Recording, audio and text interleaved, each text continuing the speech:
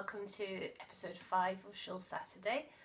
It's nice to see you here. I know I can't see you, but you can see me.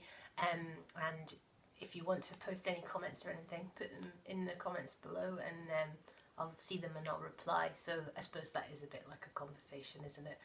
I hope things are good with you. It's been really funny weather here in Edinburgh. It's been quite warm, which I think it has been in a lot of places in the UK. But the last few days it's got quite cold again.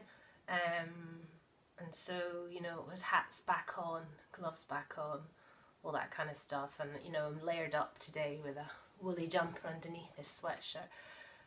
But a lot of spring flowers and things have come up because of the warm weather. So I think yesterday morning it was quite frosty, so I just hope it's not too much frost now, that all these little plants that have decided to come up, or birds that have started building their nests. I've seen a couple of crows actually down the street flying about with sticks in their mouths to build their nests, and I just always think, oh, the weather's so changeable that, you know, it goes a few days where it's nice and warm and it feels like spring's here, and then it goes cold again. And how does that affect, you know, all the creatures and the plants that have decided, oh, this is it, this is spring, and they get going with their growing and their you know, rejuvenating everything. So hopefully it's gonna just continue to improve a bit. So as you can see, I'm back to doing some knitting. In my last episode I was explaining that I had hurt my shoulders and wasn't really able to knit very much. So I had an appointment with a physio, which was really helpful, and he gave me some exercises to do. And what he said was that he thought it was a problem to do with my neck, actually, not my shoulders. And that just kind of the position of knitting, we tend to kind of like bunch up like this, and with your neck forward, and your neck is then carrying the weight of your head. And he told me that an adult's head can weigh up to 2 stone in weight, which completely blew my mind. I was like, I had no idea. And so if you're holding your head in that forward position for, you know, hours possibly at a time knitting, then that it's a big strain on your neck, and then that all gets kind of referred down into your shoulders and down your arms. So I'm trying to knit in a more upright position, and I'm trying to hold my knitting a bit more in my eye line.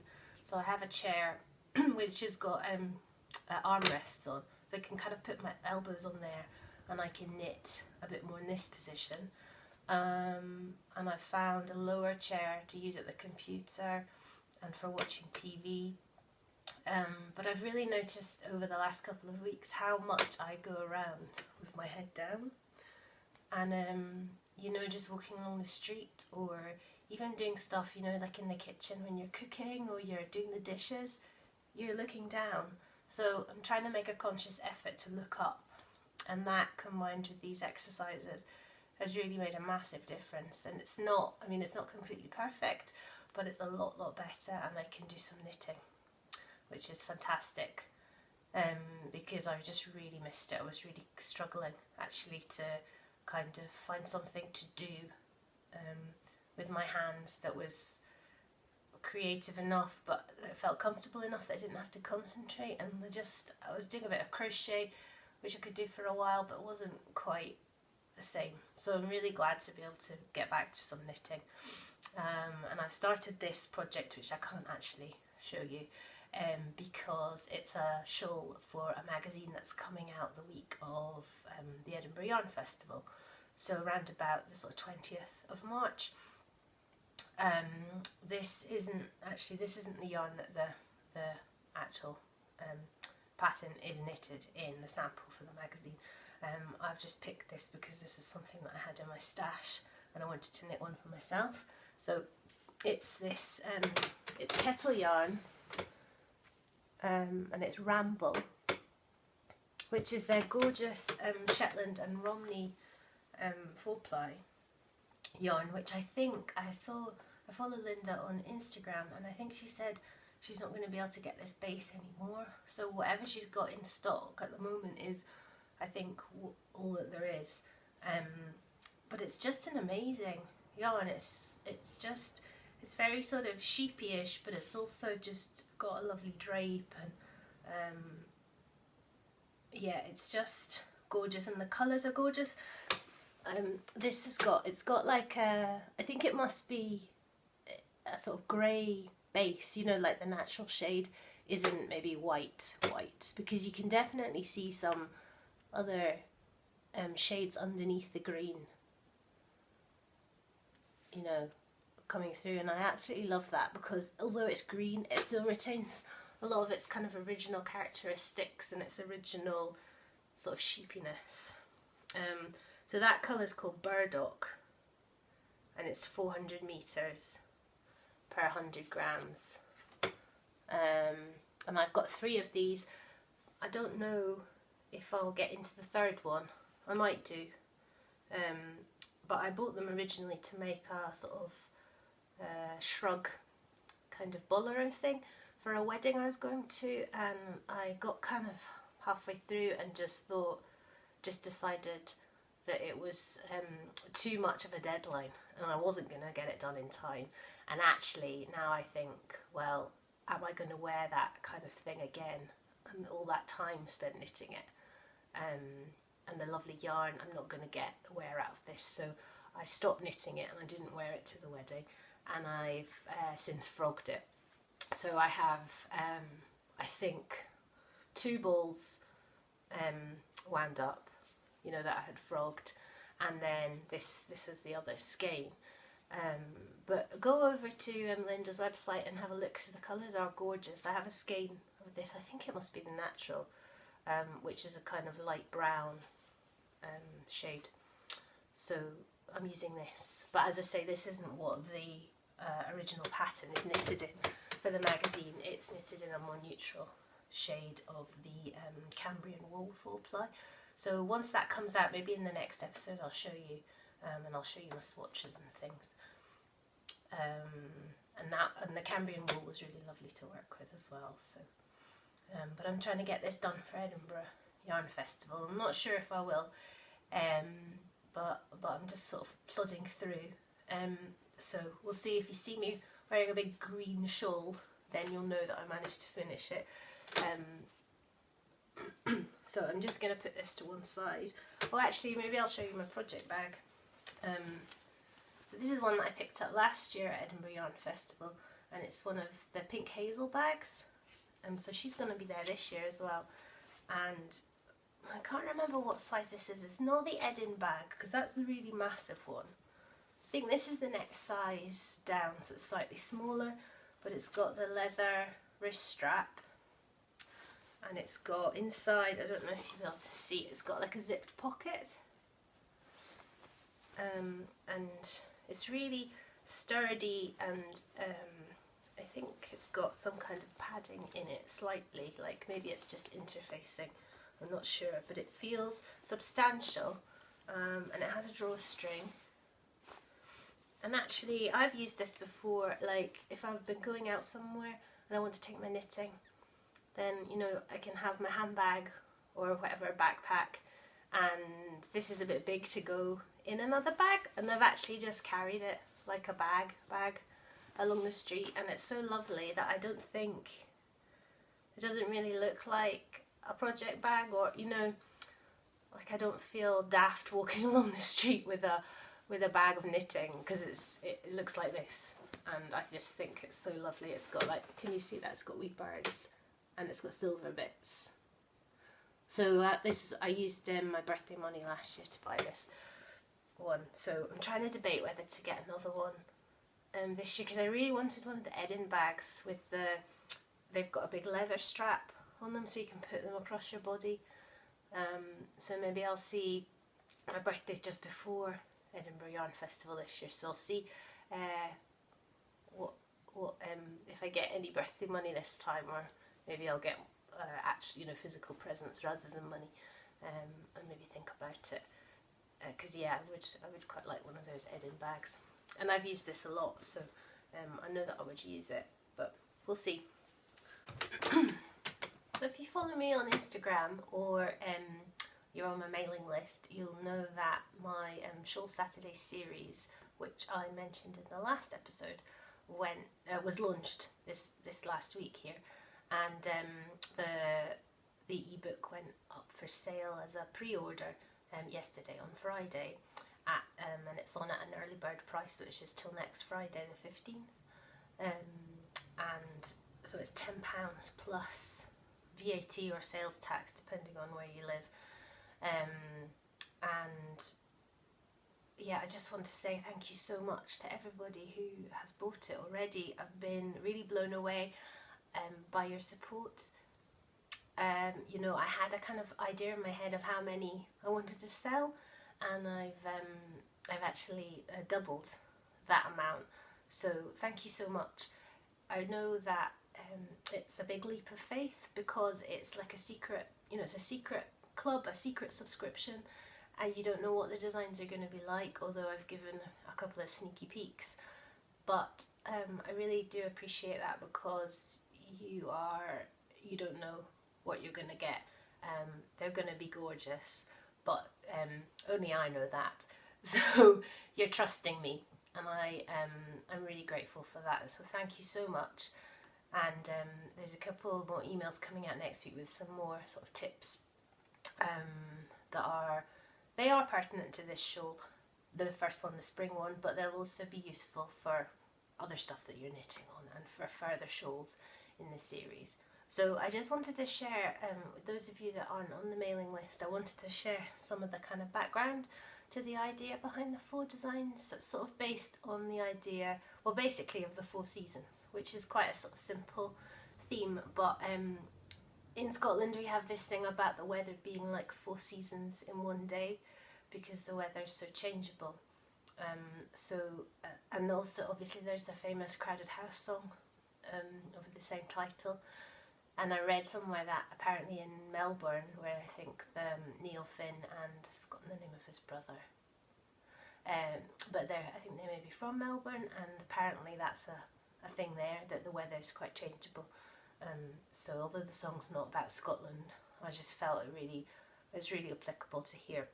So I just wanted to read out this bit from the initial newsletter that went out about the series, kind of setting up the scene. So the soundtrack is obviously 4 Seasons in One Day by Crowded House, and I'll just share a little anecdote about a really strong memory I have of that song. So it's early spring 1992 or thereabouts, and a 14-year-old me is travelling to a youth group weekend away. My friends and I are heading over the Forth Road Bridge in a battered white minibus driven by our physics teacher, Mr. Roberts. It's raining, and the drops of water are being blown along the window pane by the cold spring wind.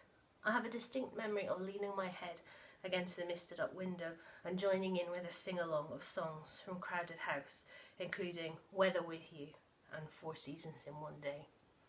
And I'm just going to go on and read this other bit of a description, because you know, when you write something you take a bit more time to be kind of to the point and succinct, and when I'm just chatting I'm quite rambly, so if I just read this out then it will really explain it better than I can if I try to ramble on.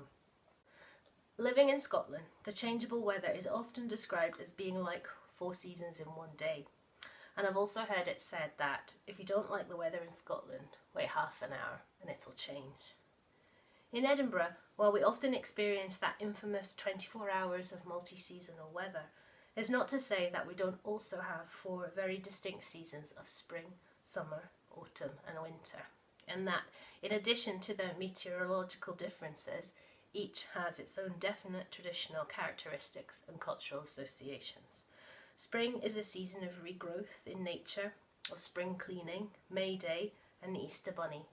Summer is often holiday time, beaches, relaxing, spending time outdoors, albeit with a woolly jumper safely packed just in case. Autumn is a season of shortening daylight, preparing for hibernation, and the coziness that comes with wearing heavier autumnal clothes and jumpers.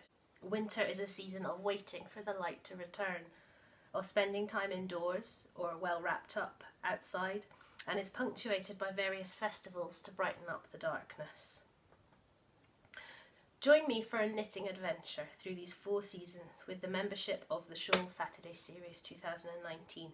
But don't worry, we'll have slightly longer than 24 hours to knit these beautiful shawls in. The series features a shawl for each season. Discover a springtime shawl fresh in design and colour, giving you just enough warmth for those crisp spring days. A simple summer shawl, ideal for the beach, lake or pool. A rich and cosy shawl for autumn, perfect for hibernating in. And lastly, a winter shawl made with pops of colour to brighten up the dark days. And the other thing that I go on to say here is that each of the patterns is going to be accompanied by a hand sort of illustrated inspiration sheet, which will give you a kind of outline of the inspiration behind each individual shawl and the construction decisions that went in behind it. So it'll be a bit like one of these episodes where I talk about a shawl, but on paper, and you can keep it alongside your pattern. And it'll have some photographs of swatches and things like that alongside some drawings. So now I've kind of based this idea of the 4 seasons on what I experience here in Scotland, and obviously being in the Northern Hemisphere, that's very sort of specific, and people living in the Southern Hemisphere might experience or will experience the seasons differently. And also, some places have more of a tropical climate where you don't have seasons, or maybe you have a dry season and a rainy season.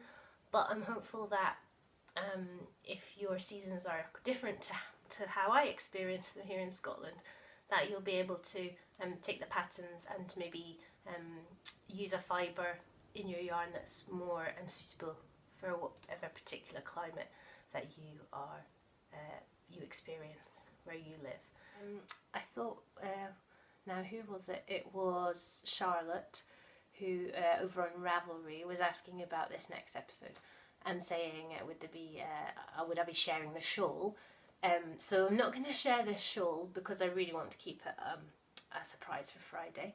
But I will show you the yarn, and I'll also show you a swatch, which will give you a little bit of a sneaky peek.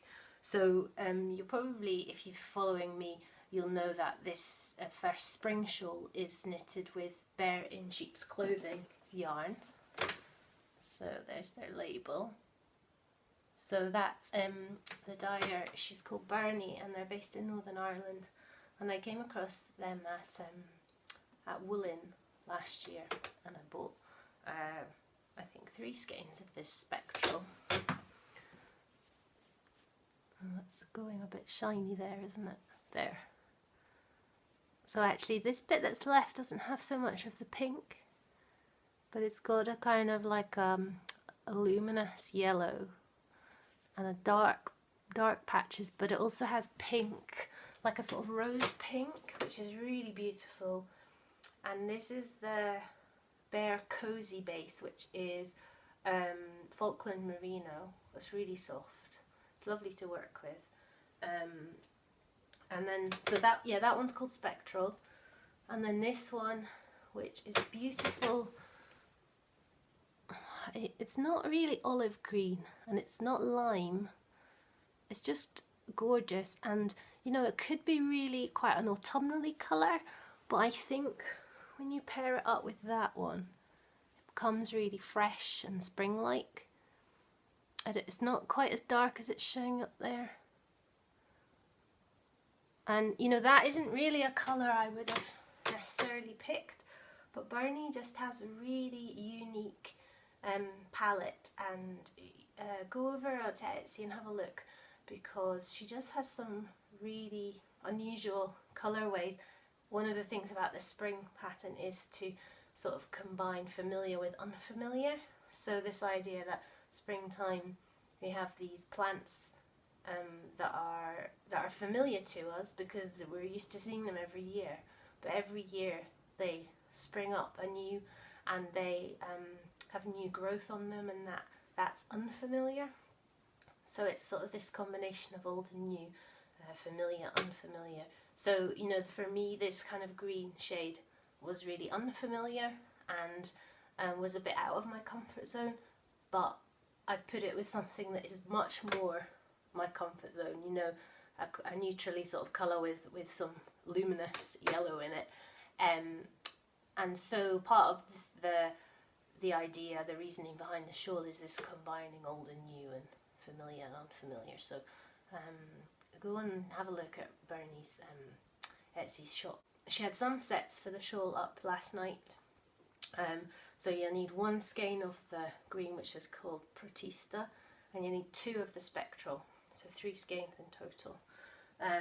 And if she's sold out, then she's doing pre-orders. So so go and have a wee look if you'd like to use the yarn that I used for my sample.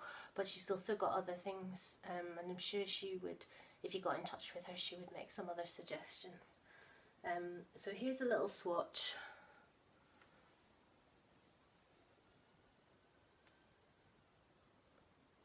So this isn't the final, what the pattern is, it's sort of final pattern ended up like, but it does give you a bit of an idea. I'm not going to say too much. And I will also say that that's only one part. That's only a swatch for one part of the shawl. If you've already bought the shawl, the shawl series, then you'll have been able to download the information sheet for the first pattern, and you will have read some more information. So you're kind of in the know, and you might have a bit more of an idea of what part this is. So the full pattern will be out next Friday, the 15th of March, which is actually my birthday, and the early bird price will run for a wee bit longer, and then it will go on to be the full price, which will be £13, plus the VAT and everything. So, and we're going to be having a knit along in the Ravelry group, just quite a laid back knit along with no deadlines. I'm going to do like instead of doing prizes at the end, I think what I'll do is maybe do spot prizes every so often. And I think what we'll also do is some live kind of knit night things like we did for the Patience cowl, because that was really good fun, just having a real live time chat. You know, we did that in Instagram and Ravelry. So I think we'll do that again, because that was really nice and it's a lovely way to connect with people. And if anybody's going to be at Edinburgh Yarn Festival, get in touch with me.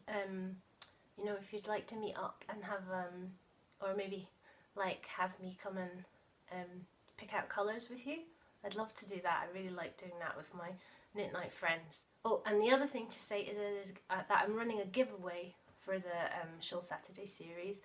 So what you have to do is post in the thread in the Ravelry group telling us what your favourite season is and why and what you like to knit in that season, and you can share a photograph if you like. And also create a project page for the first shawl, and the pattern page is up there so you can link to it and then I'll be able to see it. So if you do those 2 things, then you can then the prizes are, the first prize is skein or skeins of yarn, 4-ply fingering weight yarn, which will be used to, well, possibly, I haven't quite decided yet.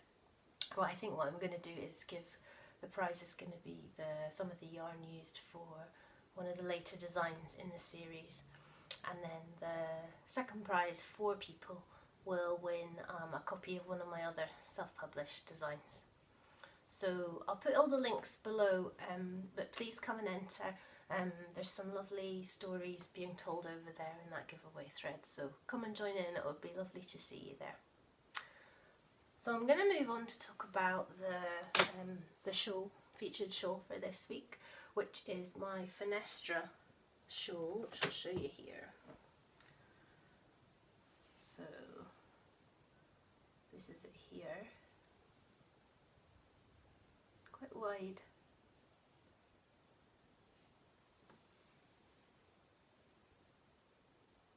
I feel like we're having a bit of a green episode today with the kettle yarn and this. This is Manos Still Uruguay, and it's called Serena. It's really lovely yarn. I'm going to have to look up to tell you what's in the yarn. It is, oh yeah, it's baby alpaca and cotton. So it's quite good for summer or, you know, lighter season knits, but it's still quite warm, and it's got a really, really, really lovely drape. It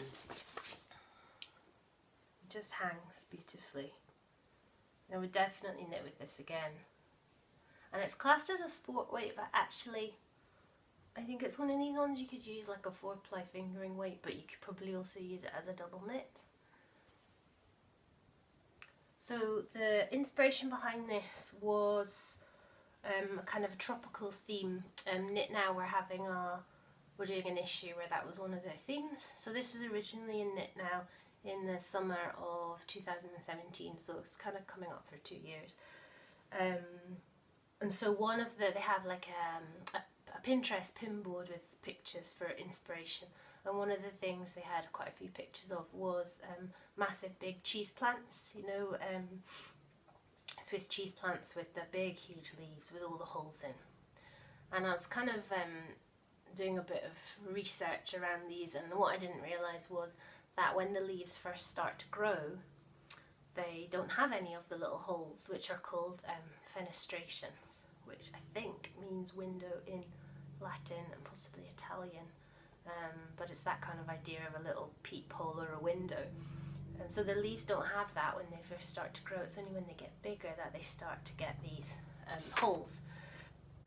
So so that was the sort of inspiration. But I also, when I was a child, we had a massive cheese plant in our house, and it used to live on the whole landing, like halfway up the stairs. Our stairs went up, and then they turned around the corner, and then they went up again, and it was just massive, and you could like almost kind of hide underneath it or behind it, and you could sort of like pretend you were in a jungle. So I had this really strong kind of memory, like a, like a visceral feeling about cheese plants, because it really reminded me of my childhood. So I knew I wanted to design something and submit an idea for this issue. So I'm going to share with you this, this is a submission that I put into Knit Now. So the drawing on here is a bit, it's not on my vest, I did it on the computer. So I've got a picture of what it would look like when it was done. This is a mini shawl, which I'll show you in a minute, that I did. And on the back I've got some close-ups of the stitch pattern.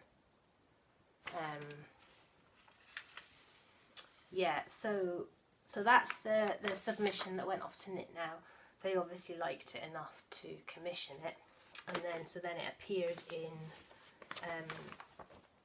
this issue with a lot of other tropical kind of themed knits, and that's the picture, which I think they went to some kind of like a botanical gardens hothouse to do the photos. Yeah, there's another one there of it like full out, so it's quite wide. So it uses 2 skeins of the Serena yarn, and this colourway is called Meadow.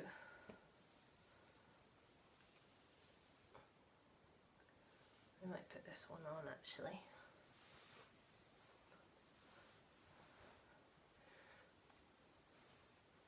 And I'll show you some swatches. So it's based on this pattern out of the Stitch Dictionary, this one, which is the one that I use a lot. I'll show you, I think it's called Fountains, the original stitch pattern. So it's this one here, which, like, you might look at that and think, what, that doesn't look anything like the finished design, but I'll show you what I did. So I'm going to get up actually to show you. So see here at the top of this swatch, that's the Fountains pattern as it is, and it's got these increases. So I think what I thought to myself was, what happens if instead of doing a lifted increase, you know, like a make one left, make one right, I'm going to put yarn overs in. So then that's what that repeat was. And then I think maybe, yeah, the last repeat there, I've put in some extra, can you see that there? Those extra yarn overs at the bottom. Because, you know, the whole thing about the cheese plant fenestrations, the wee holes, I just really wanted to get that idea across in the lace. So that's a sort of progression of my swatch from the Stitch Dictionary, was just adapting it. And also you see I've got these really strong vertical lines of the slipped stitches, the stocking stitches. So the top half of the shawl has got the columns in of the stocking stitch, and then I also wanted to get the holes in. So actually these ones are quite big because they're done with a double yarn over. So when you come to do that one, you wrap your yarn around twice to make 2 yarn overs, and then on the reverse row, on the wrong side, you knit into the first yarn over and then you just drop the second one off your needles, and it makes a nice large eyelet. So that's how those ones are done. And as you move down, more and more of these sort of like leaf veins are added in.